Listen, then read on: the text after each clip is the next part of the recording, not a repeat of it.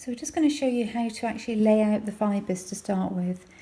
Get your ball of wool, keep your hands fairly well separated, and then just ease the fibres apart. You need to keep your hands fair way apart.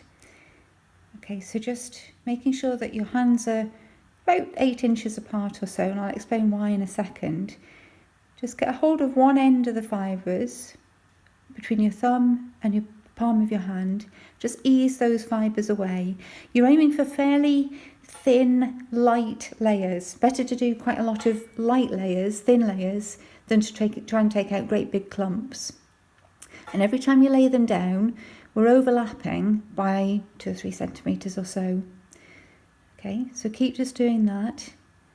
The reason you're keeping your fingers, your hands fairly well apart, is that the wool is made up of individual fibres, and there's what's called a staple length. Now that's the length of the individual fibres. You'll see that these are coming out in clumps, maybe 10, 12 centimetres long. That's the staple length of the fibre.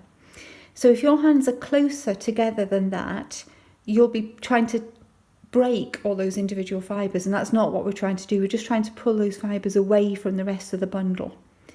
So we keep doing that, keep laying them down in layers.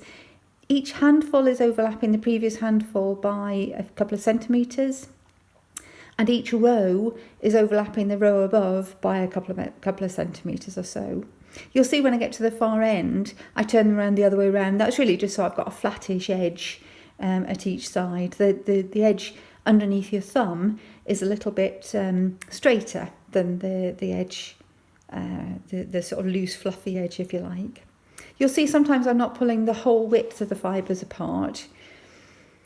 I've just about run out of wool there, so I'll take another lot again, keeping my hands fairly well separated, and the wool just comes apart. There's no pressure there at all. I'm really not having to tug at it at all. So now we'll go the other way. We've gone across the way. We now need to go vertically. Again, just taking gentle handfuls, but very thin, gossamery sort of layers, really. As I say, far better to do, having to do more rows, more layers of very thin fibres than have great big clumpy bits, really. That's when you start to get quite uneven felt, and it's more difficult to felt as well. So try and keep these as gentle and light as you possibly can.